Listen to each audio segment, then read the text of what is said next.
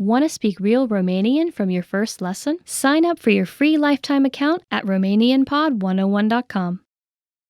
Do you know how to say I love you in Romanian? In this lesson, you'll learn 3 different ways to say it. Let's start with how to express your feelings to your loved one. Te iubesc. Te iubesc. Te iubesc. Or if you want to explain those butterflies in your stomach, you can say, Am făcut o pasiune pentru tine. Am făcut o pasiune pentru tine. Am făcut o pasiune pentru tine. And when you feel that I love you is not enough, you can say, Cuvintele nu pot descrie dragostea mea pentru tine. Cuvintele nu pot descrie dragostea mea pentru tine.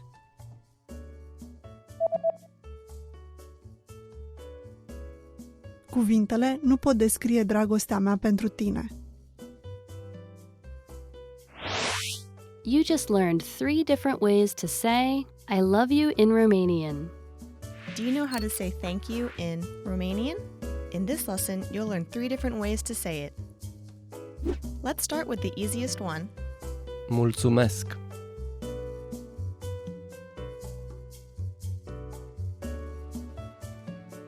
Mulțumesc. Another way to say thank you is Mulțumesc foarte mult.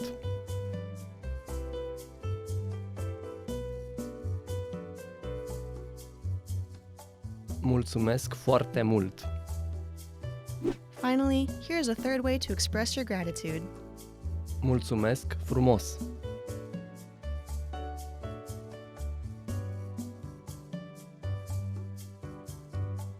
Mulțumesc frumos.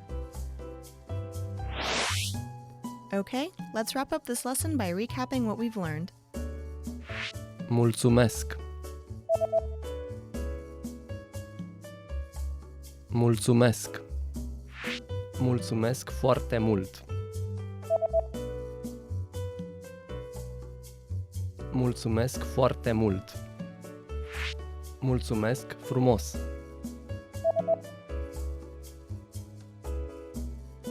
Mulțumesc frumos. Well done!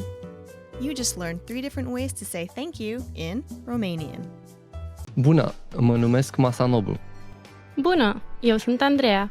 Bine ai venit în România. Mulțumesc. Sunt încântat să te cunosc în sfârșit. Și eu sunt încântată de cunoștință. Să mergem să vedem orașul. Cu drag.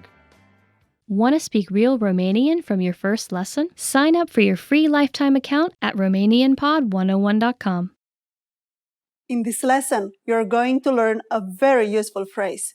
Do you speak English? If you're in a situation where you need help in English, this phrase can be a lifesaver. Here's the formal way to say it. Vorbiți engleza, vorbiți, engleza. Again, this means, do you speak English?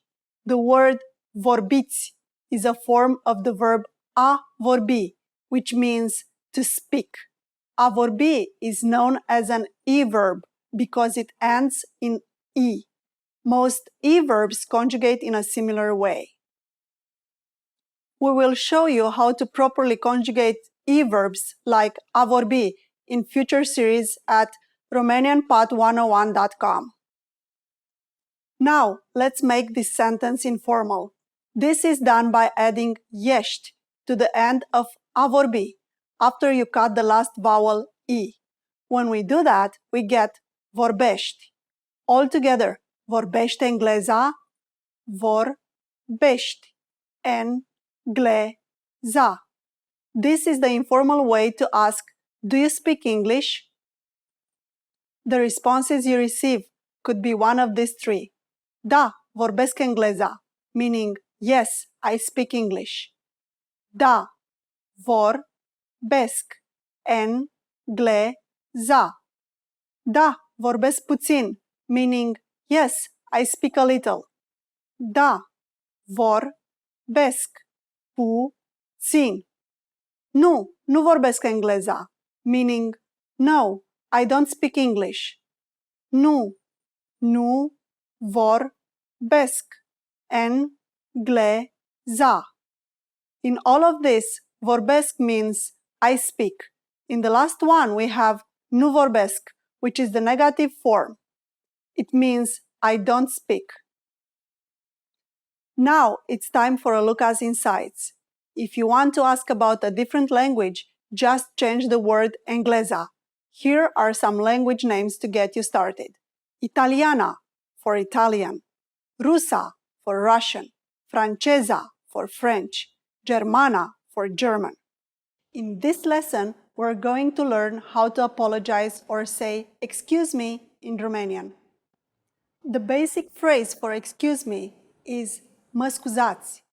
Mă scuzați. We can also use it when asking a question. Mă scuzați, unde este baia? Meaning, excuse me, where is the restroom? Mă scuzați, unde este baia? Another way to say excuse me is pardon. Pardon. Just like mă scuzați, we can use pardon when asking a question or when apologizing. Both of these phrases can be used for either excuse me or I'm sorry. But if you really want to apologize for something, it might be better to use a different phrase. That phrase is îmi pare rău. It means I'm sorry and can be used in both formal and informal situations. Îmi pare rău. Unlike the others, îmi pare rău only has the meaning of I'm sorry and not excuse me. Now it's time for a look at insights. Please remember that if we accidentally bump into someone on the street, we don't usually say I'm sorry, îmi pare rău. Instead, we say mă scuzați or pardon, excuse me. We're going to learn how to go shopping in Romania. The first thing you need to know how to say is how much is it? Cât costă aceasta? Cât costă aceasta? Imagine you see something you like and want to ask the shop clerk how much it costs. The first thing to say is mă scuzați or pardon. Do you remember what this means? Excuse me, then simply add cât costă aceasta, meaning how much is it? Mă scuzați, cât costă aceasta? Excuse me, how much is it?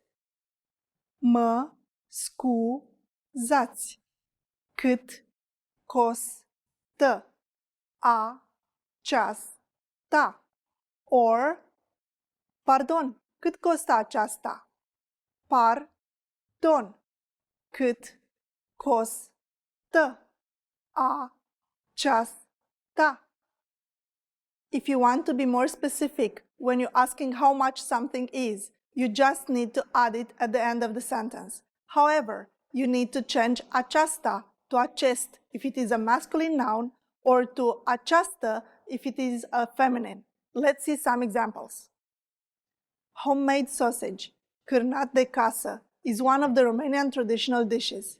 Sausage is a masculine noun, so if you want to buy one, you'll say, mă scuzați, cât costă acest cârnat de casă?